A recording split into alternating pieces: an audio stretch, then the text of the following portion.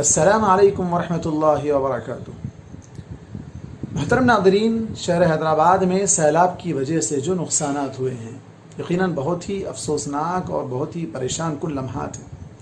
बहुत से लोगों के घर उजड़ गए, बहुत सी बस्तियां वीरान हो गई, बहुत से घर ऐसे हो गए जैसे पहले वहाँ कोई रहता नहीं था, बहुत से महल्लात वीरान हो गए, सड़कें वीरान हो गई, कई इलाके आज भी पानी के अंदर हैं। और ऐसे मौके पर एक मोमिन को क्या करना चाहिए?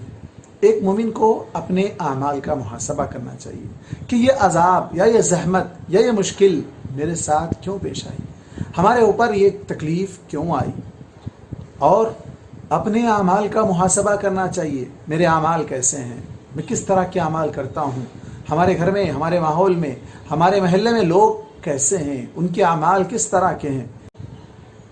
आमाल की इस्लाह होगी तो अल्लाह तबारक व तआला मामलात को दुरुस्त रखेगा, हालात दुरुस्त रहेंगे। अगर मामलात और आमाल बिगड़ जाएंगे तो हालात भी बिगड़ जाएंगे और अल्लाह की लाठी में आवाज़ नहीं होती है। अल्लाह तबारक व तआला जब किसी कौम पर अजाब को मुसल्लत करना चाहता है तो दुनिया की कोई ताकत उसका मुकाबला नहीं कर सकती है, कोई टेक्नोलॉजी आपको बचा नहीं पाती है।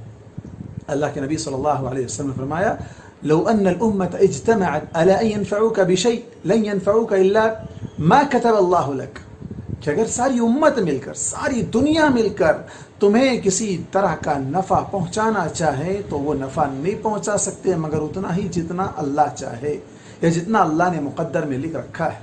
अगर सारी उम्मत, सारी दुनिया मिलकर तुम्हें नुकसान पहुंचाना चाहे तो नहीं पहुंचा सकते मगर उतना ही जितना तुम्हारे मुक़द्दर में।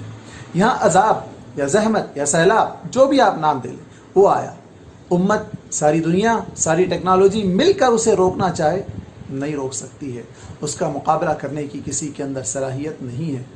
तो हमें चाहिए कि ऐसे मौके पर हुकूमत को, गवर्नमेंट को, सियासी लीडरों को, पार्टियों को ज़िम्मेदार ठहराना बंद करें, अपने आप को ज़िम्मेदार ठहराएं कि मेरे अमाल कैसे हैं कि जिसकी वजह से आज ये दिन देखने पड़े, मेरे घर वालों के अमाल कैसे हैं, मेरी औलाद के अमाल कैसे हैं, मेरे पड़ोसियों के साथ ताल्लुकात कैसे हैं, मेरे कारोबारी मामलात कैसे हैं, मेरे लेन देन कैसे हैं। इन तमाम का जायज़ा लें, तब जाकर हालात सुधरेंगे। अल्लाह तबारक व तआला उन तमाम लोगों को जो बेघर हैं, अल्लाह तबारक व तआला उनके घरों को आबाद रखे। अल्लाह तबारक व तआला जल्द से जल्द इस मुसीबत से हम सबको नजात दिलाए। अल्लाह तबारक व तआला हमें दीन पर चलने वाला बनाए। आमीन। अस्सलामु अलैकुम।